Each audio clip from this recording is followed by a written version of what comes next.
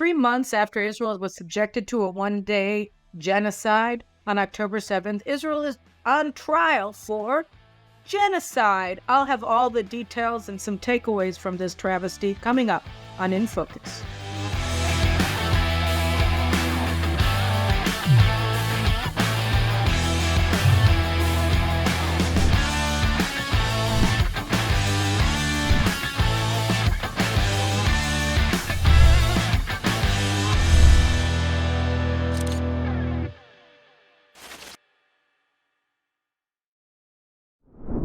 On October 7th, Israel suffered a day of genocide. It was a one-day Holocaust as Hamas, supported by thousands of civilians from Gaza, came in by the thousands into southern Israel and invaded our communities, our military bases, and they simply slaughtered, massacred in a sadistic way 1,200 men, women, and children in their beds.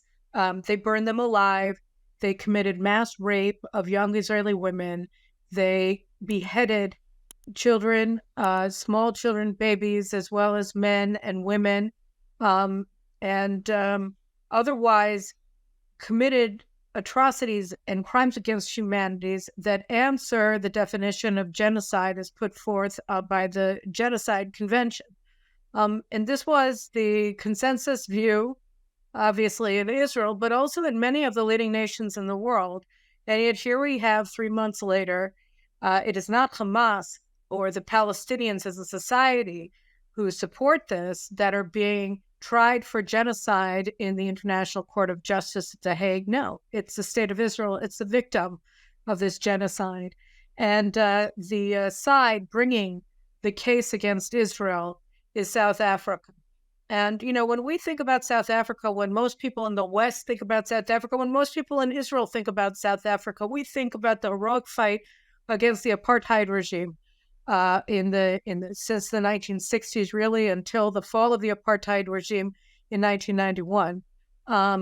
But that's not South Africa today. South Africa today is an economic basket case.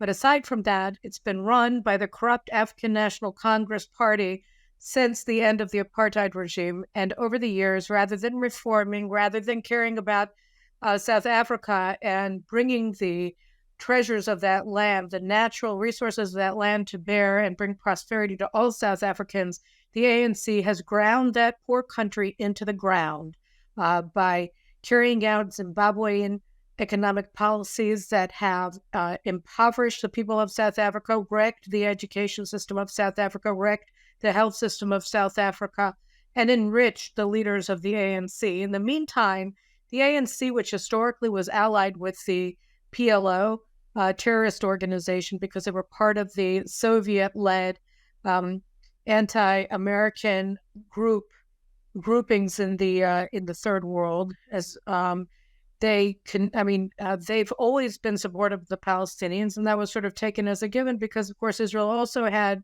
a short period where it was working with the South African government and the apartheid regime in the 1970s. And it's always singled out for its actions of cooperation with the apartheid regime during the 1970s, even though Israel's cooperation with the apartheid regime of South Africa was far smaller and far less significant than the interactions that the apartheid regime had with the United States, with Britain, with European countries, with Arab countries, really with all countries of the world. And yet, for some reason, guess what it is? It's Israel that's always singled out for having had ties with the apartheid regime during the 1970s. So that's the way it is, and that's just the way it is. So that's the way that things go, and that's the way that things always go. So one of the first foreign leaders that Nelson Mandela met when he got out of prison was none other than PLO chief architect of modern terrorism, Yasser Arafat. So we already, from the outset of the post-apartheid regime, despite Israel's best efforts and true, authentic, heartfelt greeting and desire to cultivate warm ties with the new South Africa, we were shunned. And over the years, the ANC has sort of been divided between the wing that supports the PLO and the wing that supports Hamas. And so today you have the ANC-led government of South Africa is led by President Cyril Ramaphosa, and he is sort of the, I don't know, non-Hamas, pro-Palestinian, anti-Israel group. They're all very, very anti-Israel and oppose the existence of the state of Israel, which we'll get to in a second. But his rival in the ANC is Foreign Minister Nalita Pandor. Nalita Pandor is very representative of the radical Muslim membership of the ANC. But really, I haven't noticed that they haven't been operating in harmony. But I think that before we even go to what's happening at the International Court of Justice, where Israel is being accused of genocide, when it is the victim of a genocidal population that launched a genocide against it on October 7th, it's important to pay attention to what Nalita Pandor and Ramaphosa have done since October 7th. So Pandor spoke with Ismail Haniyeh, Hamas leader, on October 18th. So just a week and a half after the invasion of Israel, the mass slaughter of Jews, the largest day of killing Jews since the Holocaust, Pandor thought the most appropriate thing was to speak on the telephone with Hamas leader Ismail Haniyeh. She also visited Iran, which of course is Hamas's state sponsor. It's a country, it's a regime that has a lot of economic and other ties, including military ties with South Africa, which is a member of the BRICS economic grouping. And so Pandor spoke with Ismail Haniyeh. She visited Iran. And that's not all she did. During that conversation with Ismail Haniyeh, and this was before Israel even launched its ground operation, she accused Israel of genocide. She said that we had to worry about humanitarian assistance to Gaza. And just to be clear, on October 6th, and really even on October 7th, it was business as usual in Gaza. Israel wasn't doing anything to Gaza. We weren't at war with Gaza. The war began when the Gazans, led by their regime, Hamas, their popular regime, Hamas, invaded Israeli territory and again carried out a day of genocide against the Jews of Israel, killing 1,200, taking 246 hostage, and wounding thousands more that day. And that means that on October 18th, to the extent that trade in and out, egress and exit from Gaza was limited by the fact that they had just gone to war against Israel, it had only been suffering for a week. So it wasn't that there were mass shortages after a week, but she said that people were starving in Gaza. She said that that we have to bring humanitarian assistance to prevent mass starvation in Gaza. You see, so this was 5 minutes after the war. She's already saying that you have a humanitarian disaster in Israel, that Israel is carrying out genocide. She also said that the civilians that were murdered on October 7th were all soldiers. She said that that Hamas murdered 1,000. At that time, we thought it was 1,400, and the death toll went down to 1,200. Subsequently, when they identified more hostages in Gaza that had been taken, so you had at that time 1,400 assumed fatalities, and she said that Hamas had killed 1,400 soldiers and settlers, as in they weren't innocent civilians. They didn't deserve to live. It wasn't a war crime what Hamas did. She called for Prime Minister Benjamin Netanyahu to be prosecuted by the International Court of Justice for war crimes. This was right after the massacre. Suddenly, Prime Minister Netanyahu in Israel is guilty of war crimes, but Hamas isn't, because the victims of Hamas, according to what she said, were all soldiers and settlers, which, of course, this is the lingo to say they had no right to breathe in and out. So that was Nalita Pandor. That is the government of South Africa.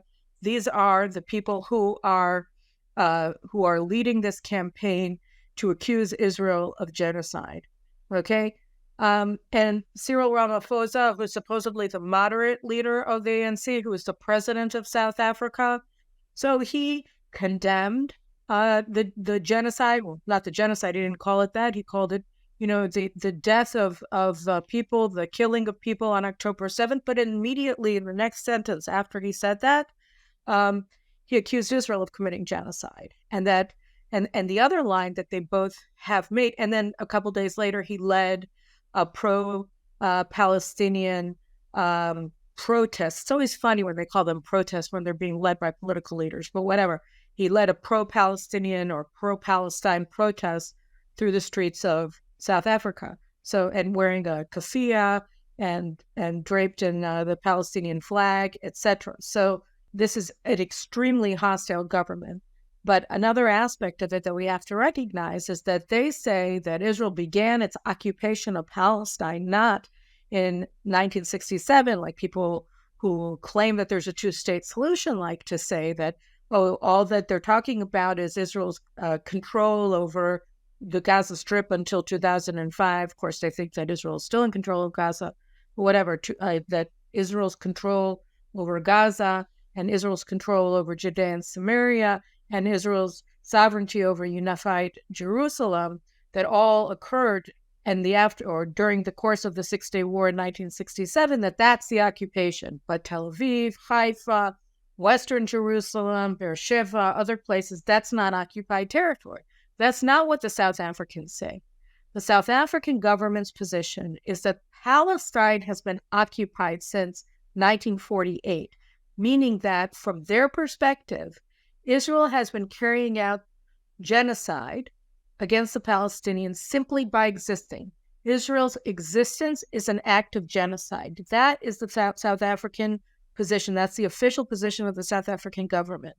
And one more point we should make about South Africa's behavior since October 7th, which is that they, for whatever reason, I mean, their hostility towards Israel is longstanding. They recalled their ambassador in 2018 from Israel. And then a month after Hamas's invasion of Israel on October 7th, South Africa said that they want to cut off all diplomatic ties with Israel. So this is their response to Hamas's invasion and day of genocide with all of its forms that are delineated in the Genocide Convention. A month later, they're accusing, or really days later, they're accusing Israel of genocide.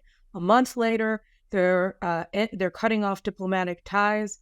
And 3 months after October 7th, they're standing before the International Court of Law, trying to get a ruling that Israel is committing genocide against the Palestinians, so that the international community will come in on behalf of Hamas and on behalf of the society that supports the genocide of Jews and destroy Israel or whatever. So this is an act of what they call lawfare on the most basic level. They're using the language of law to project the crime that's being committed against Israel by the Palestinians onto the victims, onto the Jews, and then use that projected criminality of the culprit onto the victim as a means to achieve Hamas's goal, which is the annihilation of the Jewish state, with the support of the international community. So that's what we're seeing on the part of South Africa. That's what that's their objective. That's who they are. That's the context in which they act. A profoundly anti-Israel regime of the ANC, pro-Hamas regime of the ANC, pro-genocide of Jewry of the ANC, that doesn't view it as a crime to kill Jews, that refers to Jewish babies who were beheaded and burned alive as settlers or soldiers in order to minimize the significance of their annihilation on October 7th or their continued captivity in the hands of Hamas. And here I just want to, I don't know where to put it actually. I have it all laid out here in my little Word document as I usually do, but it's all so terribly insidious. But now let's just move to the International Court of Justice. So the International Court of Justice sounds like a very hot, a beautiful name for a beautiful organization, the International Court of Justice. This is the body that you would go to in order to seek justice, right? I mean, like Isaiah or something. So, no, it's not.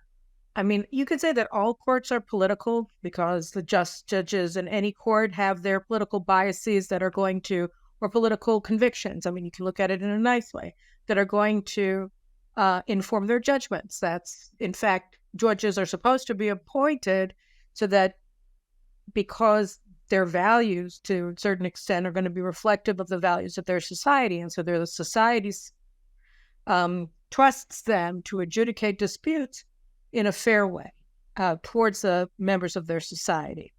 And, in many countries, certainly in Israel, we've seen this over the past year, there's a polarization, split between the views of the public and the mores and the values of Zionism and Judaism that informed the vast majority of Israel's people, and the progressive values that inform the vast majority of Israel's justices on the Supreme Court. And that clash is what stands behind the clashes that Israel experienced over the past year leading up to the October 7th invasion, where you had people, the public, electing a government that was committed to judicial reform, that would see justices appointed to the Supreme Court that were more reflective of the values of the people of Israel than the current batch of justices are. And the justices and their progressive supporters and Israel's elites that don't wish to have the court reflect the values of the nation of Israel. So you see that as well in the United States with all of the clashes between the people and the Supreme Court. You see it in places like Britain, where you have clashes between British nationalists and the British courts that are supposed to be, that were, at least until Britain left the EU, supposed to be adjudicating issues of national significance on the basis of European statutes and the post-nationalist values of the European Union. So you see these clashes all over the place. So if you take that as a basis sort of saying, well, all courts are political in one way or another because they're run by justices, and then you take the International Court of Justice. So what is the standard rod that informs the vast majority of the international community, so-called, right? So you would think, what are the universal values, the morals that would be informing such an august body that refers to itself as the International Court of Justice? Well, you would think about human rights, you would think about equality under the law, you would think about the right to life, you would think about all kinds of things. But really what we found is that the United Nations, which is supposed to be the repository of the will of humanity because all nations of the world are members of that, you find that it has long been a reflection of the prejudices of the regimes in governments around the world, and the lowest common denominator that you find reflected in UN General Assembly resolutions from the UN Human Rights Committee and other UN bodies is that the thing that everybody seems to be able to, not everybody, the vast majority of the member nations of the UN are able to rally together on behalf of, is the rejection of the basic rights accorded to every human being on earth by international law to Jews, particularly to Jews who live in Israel. So what you see is that, Israel is condemned in the UN Human Rights Committee more than all of the rogue state actors are together, right? There are more condemnations on an annual basis in the UN Human Rights Committee against Israel than there are against, Iran, Syria, Libya, China, Russia, you name it, whatever rogue regime you can think of, all of the condemnations against them, North Korea, they're, at most one, maybe two, and Israel's like 20, and that's just how it goes, because if you want people to get consensus around something, the main thing that they can get consensus around is condemning the Jewish state and saying and demonizing the Jews and the Jewish state and saying that we don't have a right to exist. And that's why you would expect, given the nature of that lowest common denominator, always coming together against the one nation that isn't a member of any bloc, right, in the UN, that would be reflected as well in the International Court of Justice, because the UN is not an international humanitarian organization. It's a political organization. It's comprised of political entities called states, and it has political interests as an institution to expand its power. The same is the case with the International Court of Justice. The International Court of Justice is an inherently political body that reflects the attributes of the United Nations, which means that the lowest common denominator for the International Court of Justice is rejection of the rights, the basic rights of national self-determination, of the right to life, to Jews. So, for instance, 19 years ago, the International Court of Justice, and I remember this like it was yesterday, they issued an advisory opinion about the legality of Israel's security fence. If you recall, or if you don't recall, between 2000 and 2004, and really between 1994 and 2004, Israel was beset by suicide terrorism, where you had suicide bombers coming out of Palestinian towns and villages in Judea and Samaria, coming into Israel's major cities, Jerusalem, Tel Aviv, Haifa, etc., and blowing themselves up with explosive belts in the middle of crowds of people. And this suicide terrorism led to Israel's counterterrorism offensive in Judea and Samaria in 2002. And it also led to a decision by the Sharon government at the time to build a security perimeter or security fence sort of along what's called the seam line. It's not exactly the 1967 partition between the area that was occupied by Jordan, the west bank of the Jordan River, and the armistice lines of 1949 of Israel, but it's not that far away from it. And the idea was to build a barrier, a physical barrier. Most of it is just a fence. Some of it is more of a concrete wall to block the Palestinians from these towns and villages from entering into Israeli population centers, so that to limit the suicide bombings, to protect the lives of the Jews. So this was immediately, Israel was immediately accused of apartheid, of crimes against humanity, of genocide, of blah, blah, blah, for building the physical barrier, which was a purely defensive move on the part of the government to try to protect Israeli mothers, fathers, children, elderly from being blown apart by suicide bombings. Okay, so that was a concept behind it. And it was immediately challenged before the International Court of Justice. And in 2004, the ICJ put out their advisory opinion about the legality of Israel's security barrier. And they claimed, not only did they say it was illegal, but they said in their judgment that Israel has no right to protect its civilians against Palestinian terrorism. Israel has no right to self-defense.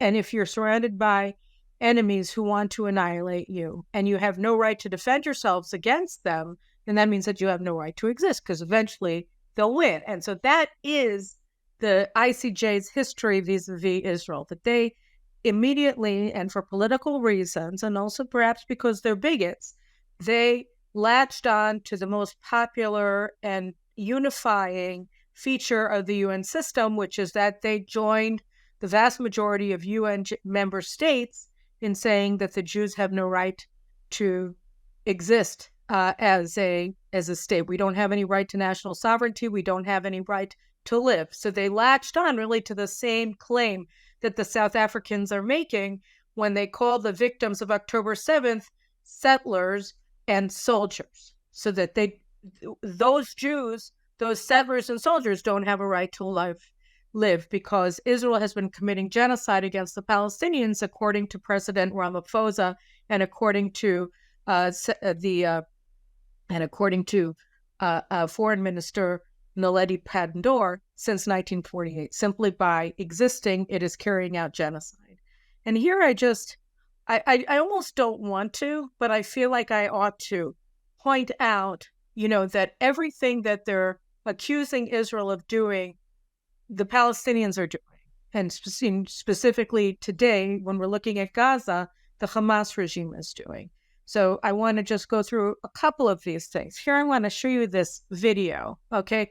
This is a video of a tunnel that the IDF seized control of, I think yesterday, that they found that in Khan Yunis, that they found that the hostages were being held in. So just look at this video for a second as they go down, way down the tunnel into these narrow pathways, dark. It's a dungeon. Look at the bathrooms. Obviously, I mean, we've seen this. We've seen the pictures of how the hostages were held underneath Shifa Hospital in Gaza City. We've seen the cages. We've heard the stories. They're being starved. They're being held in cages that were built ahead of time, of course, because they were planning this for a long time, right? They're held in cages. They're starved. They're tortured. The girls were raped. The soldiers were raped when they were being held, when they were taken captive, at least. We don't know what's been happening to them since they've been in Gaza. We've seen the pictures of the hostages released. We've heard their tales, being denied medical assistance, medical treatment. They're being executed while in captivity. All of these things are happening. This is a crime against humanity. They're being held in Auschwitz-like conditions. There's very little difference, practically speaking, between the conditions that our hostages are being held and the way that the hostages, the prisoners, the Jewish inmates in Auschwitz and other concentration camps in World War II were being held. Okay, these are the conditions. Hamas carried out a Holocaust on October 7th, a genocide on October 7th, and they're maintaining it through their continued captivity of our hostages, who, again, are being starved or being tortured, have been at least credibly accused of and seen to have and admitted to raping our women and sexually mutilating our men. They're torturing them in captivity. The Thai workers who were let out attested that the Jewish men that they were being held near were being held in cages, and that they were being attacked with electrical rods. They were being tortured with electrical rods while in captivity, and this was going back 3 months. So we know that this is what Hamas has done. We know that this is what Hamas is doing, and Israel is being accused of this. And nothing like this has ever happened in Israel. Israel doesn't treat anybody like this. It never did. It never has. And yet that's what they're saying. They're basing their claim on statements by Israeli leaders saying that, it's not just Hamas, it's all of Palestinian society, that we have to wipe out Amalek. We were required to do so in the Bible. It's God demanded it of the children of Israel.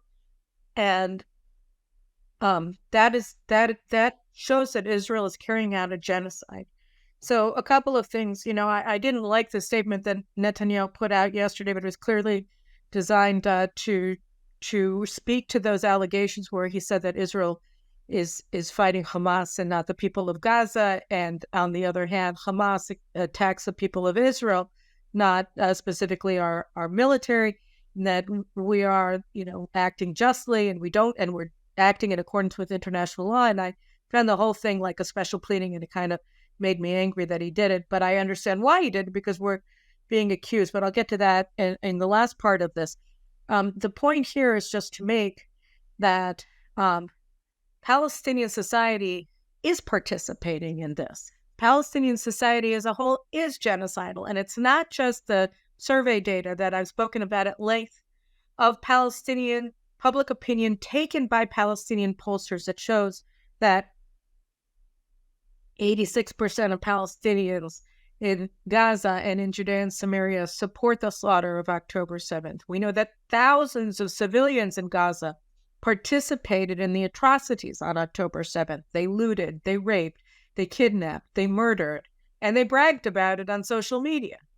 Thousands of innocent civilians from Gaza entered into Israel after Hamas terrorists invaded as sort of auxiliary forces of genocide.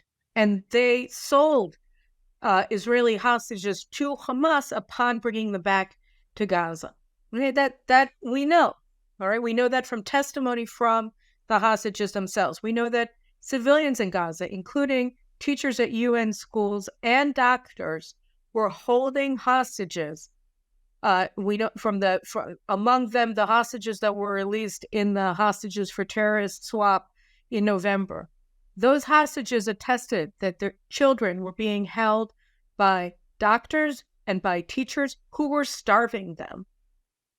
So that is a societal thing, but it's not only just the act of participation in the genocide of October 7th and then the crime against humanity of holding hostages, denying them medical treatment, and starving them. It's also that our soldiers who are operating in Gaza have found weapons. I mean, Gilad Ach spoke to this last week in his conversation with me on this show, that every single home that our soldiers have entered in Gaza has RPGs, has Kalashnikovs, has hand grenades hidden inside of them, or entrance points for tunnels. Same with all the schools, same with all the hospitals, all of the clinics. Every public and private, every public institution and private dwelling in Gaza is part of Hamas's military operation, its terrorist infrastructure. Every single one of them. And they found these RPGs hidden in the boxes and the trundles of, for sheets and things. We have that in my kids' beds. You pick up the bed, and that's where we keep the sheets and the extra pillows and blankets. But that's not how it works in Gaza. You open up the trundle and you see RPGs that children are sleeping on top of in these houses that otherwise look normal. That's how they fly. That's what's happening in Gaza. That's what we found in Gaza. We found on October 7th a Hello Kitty a knapsack that was left behind by the terrorists or whomever, and it was an IED. It's a remote controlled roadside bomb that's hidden inside of a child's backpack. So this is the stuff that we've found, and those are Hamas's crimes, and Israel is being accused of committing them towards the Palestinians. And now just a word about the United States. So Israel we're not part of a bloc. We're not a superpower. We are a regional power, but we're isolated. So when we're under attack like this by a political body calling itself a court, it would be reasonable for other nations who have been subjected to this sort of abuse, like the United States, like Britain, during the war in Afghanistan and the war in Iraq, if they were to stand up for Israel, if they were to say, this is not only ridiculous, but we're going to sanction the United Nations. We're going to pull our funding for this, that, or the other UN institution, including the International Court of Justice, so long as this obscenity takes place. And neither of them have done that. In fact, even worse, the Metropolitan Police in London announced that they're going to start investigating allegations of Israeli war crimes. Because, why not, right? I mean, just pile it on, Britain, because this hasn't happened to your soldiers in Afghanistan and in Iraq. Of course it has. You haven't been accused by the people who perpetrate war crimes of committing them yourself. Of course you have. So why are you doing this? Because that's what you do. Shame on you. Even Tony Blinken, he came here. I talked about his atrocious press conference in my last In Focus. Then he said in that, he said, I guess helpfully, that we object to the trial of Israel at the International Court of Justice. Well, what are you going to do about it? Do something about it. Donald Trump said we're not going to have anything to do with the International Court of Justice when they were accusing U.S. soldiers of committing war crimes, and he canceled all of their prosecutors' visas in the United States. Is the Biden administration going to do something like that? I hope so, but to date they haven't. And we're facing this atrocity in Geneva. And, and this really brings us to, Israel and how we're supposed to be looking at it. And I'll tell you two things on this. We've talked a lot on this show over the past several months, and even before October 7th, about sort of this division of Israeli society between, in terms of our relationship with the nations of the world. So there were sort of the labor Zionists, more socialist Zionists, Jews who came to the land of Israel and built this country. And they had this idea that the purpose of Israel was to solve the Jewish problem. Like, they accepted that there was a problem with the Jews, that we're inherently different from everybody else. And they said the reason that there's hatred of Jews is because, unlike all the other nations of the world, we're homeless.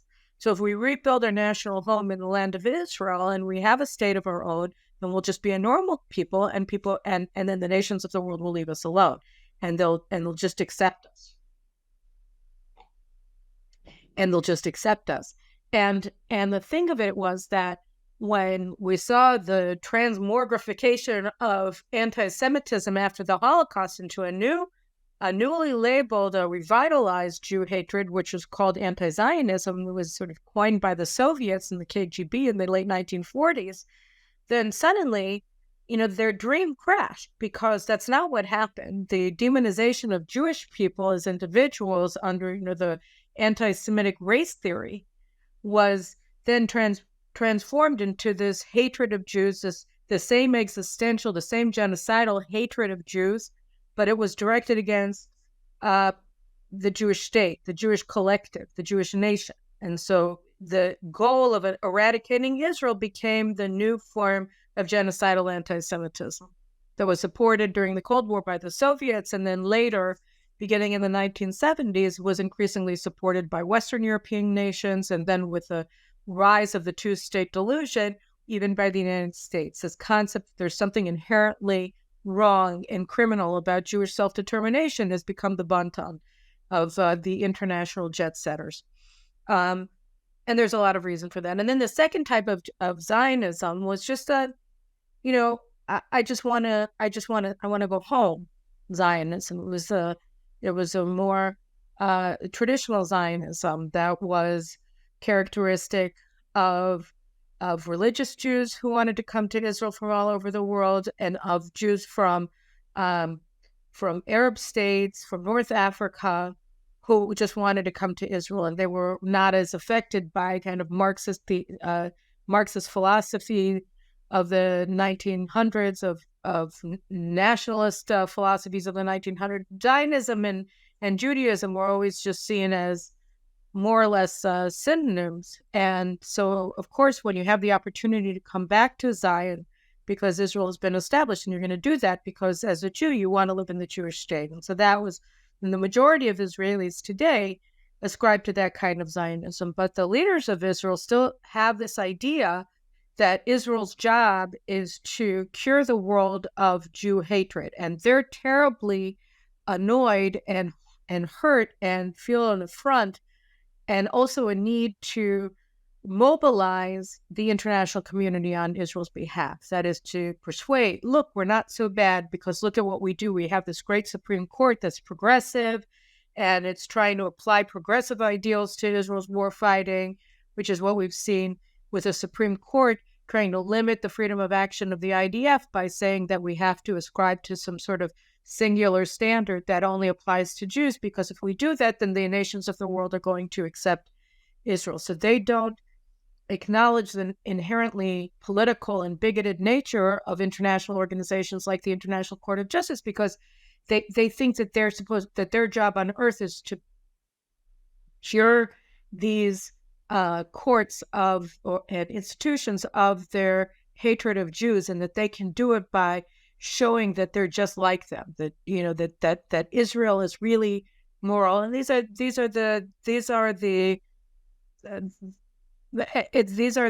people who are constantly trying to win over the support of the left, because they think that since they're leftists, that everybody has to love them. And I have disdain for these people, because I think that's not what we're supposed to be doing. We're supposed to be empowering the people who are already with us to stand with us by showing that when we're defending ourselves, we're defending them as well. So and that they should be ashamed of themselves if they don't support Israel.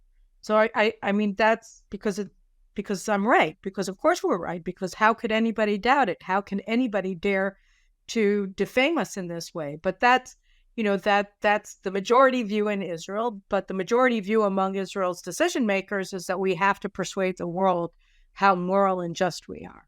So the problem here is that the latter group, the people who think that we have to persuade them, it has long been led by the pioneer of judicial activism, of the judicial revolution, of judicial supremacy in Israel, Aaron Barak, who was the president of the Supreme Court in the 1990s and the 2000s. And rather than send somebody to represent Israel before the Hague, because the accused gets to send a judge to sit on the panel that's judging against his government, rather than send a jurist who recognizes the inherently political nature of the prosecution and of the institution itself, Israel sent Aaron Barak to be our representative. And, my problem with this is that, he's not going to attack or recognize or accept that this is a political assault on Israel, and he's going to try to argue it on the legal merits of the case, of which there are none. So, this is a problem. But the people of Israel, I think, recognize it, and it's hard to watch. The trial is going on now.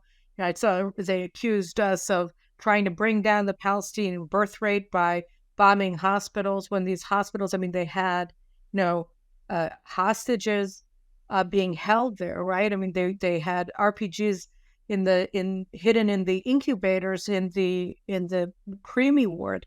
These are not hospitals; these are death factories, right? And so they're saying that, and they're also justified military targets. So the South Africans, one of their insane allegations of Israel is that we're trying to bring down Palestinian birth rate by, among other things, attacking these terror holes called hospitals in Gaza.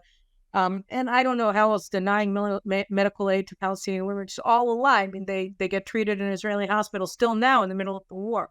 So, they make these claims, and then you look at the way that they're treating our hostages, or mistreating our hostages, torturing our hostages, and denying them medical treatment. There was a hostage who gave birth in Gaza. How did she do that? In this stained floor of this dungeon, in this hole in the ground, this grave that she's being held in. We have babies down there in these tunnels.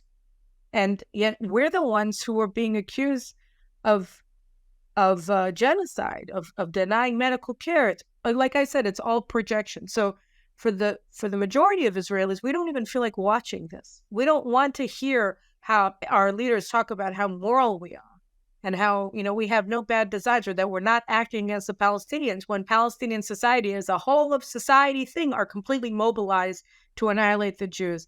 They're using it that our politicians said that we have to wipe out Gaza.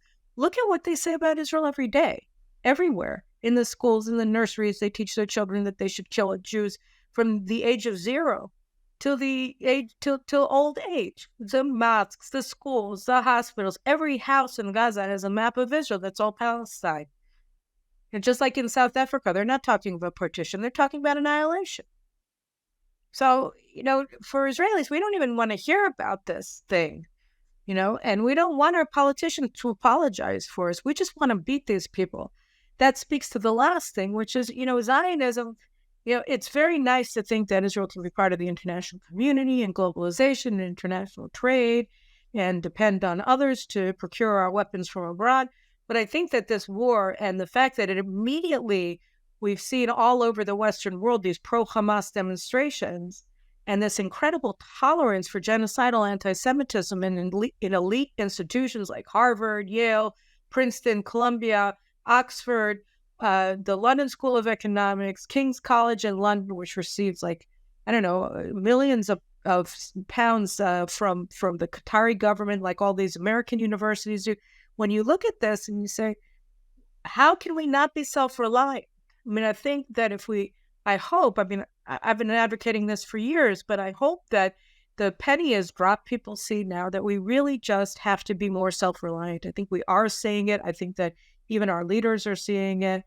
And it's all good and well to have international trade. It's all well and good to be part of an international arms market. There's all well and good to be part of the world around us. But when we see that when the going gets tough, all of these nations are expressing this incredible tolerance for genocide of the Jewish people, I think that the take-home has to be that the idea that there's a Jewish problem is crazy. The problem is there is a humanity problem, that humanity has a problem with the Jews, but it's not the Jews' problem to solve it. It's the Jews' problem to protect ourselves from it.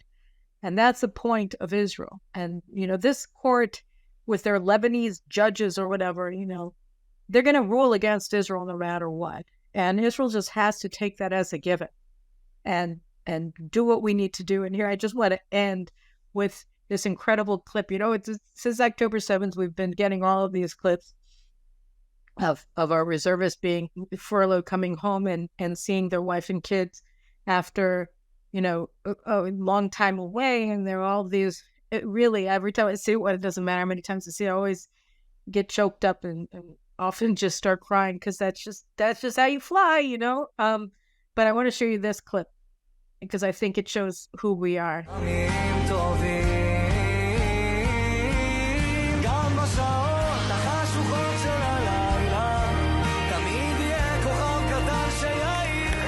And with that, I'm going to end it here and just watch this clip. I would rewind. I've already said it like 30 times.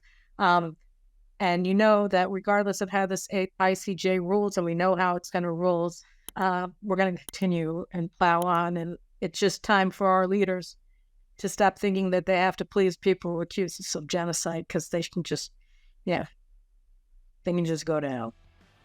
Take care. We'll see you again next week. Shabbat shalom.